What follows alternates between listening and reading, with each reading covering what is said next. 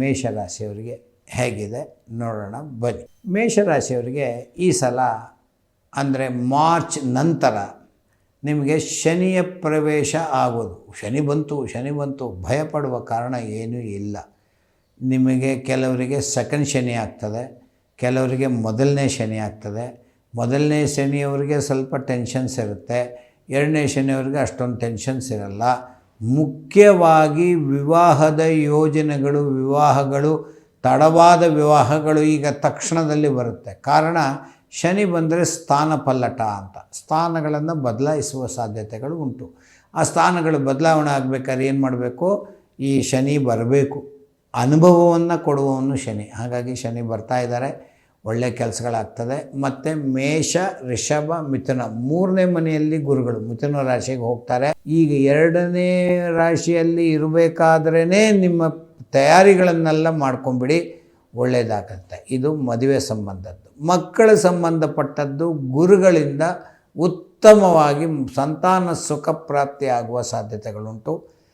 ಆರೋಗ್ಯದಲ್ಲಿ ಸ್ವಲ್ಪ ತಲೆಗೆ ಸಂಬಂಧಪಟ್ಟ ಕಿವಿ, ಬಾಯಿ, ಈ ಮೂಗು, ಇಯರ್ ಆ್ಯಂಡ್ ನೋಸ್ ಅಂತ ಕರಿತೇವಲ್ಲ, ENT, ಅದು ಇರುವಂಥದ್ದು ಸ್ವಲ್ಪ ಸಮಸ್ಯೆಗಳು ಉದ್ಭವ ಆಗುತ್ತೆ.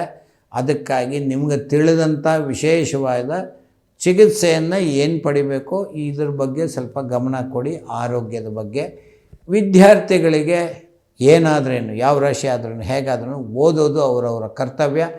ಚೆನ್ನಾಗಿ ವಿದ್ಯೆ ಹತ್ತಿ ಉತ್ತೀರ್ಣರಾಗುವಂಥ ಸಾಧ್ಯತೆಗಳು ಉಂಟು. ಎಲ್ಲ ವಿಷಯಗಳು ಟೆನ್ಷನ್ ಆದರೂ ಫೈನಲ್ ಜಡ್ಜ್ಮೆಂಟ್ ಮೇಷರಾಶಿಯವರಿಗೆ ಒಂದು 80% ಅಷ್ಟು ಒಳ್ಳೆಯದನ್ನೇ ನಿರೀಕ್ಷಿಸಬಹುದು.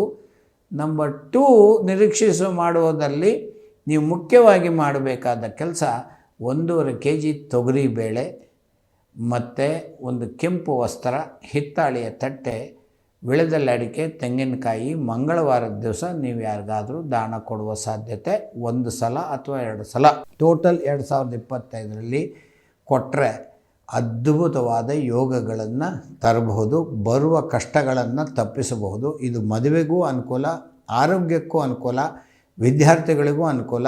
ಹೀಗಾಗಿ ಲಕ್ಷ್ಮೀ ನರಸಿಂಹದೇವರ ಪ್ರಾರ್ಥನೆ ಉಗ್ರಂ ವೀರಂ ಮಹಾವಿಷ್ಣುಂ ಜ್ವಲಂತಂ ಸರ್ವತೋಮುಖಂ ನರಸಿಂಹಂ ಭೀಷಣಂ ಭದ್ರಂ ಮೃತ್ಯೋರ್ನಮಾಮ್ಯಹಂ ಹೇಳ್ಕೊಳ್ಳಿ.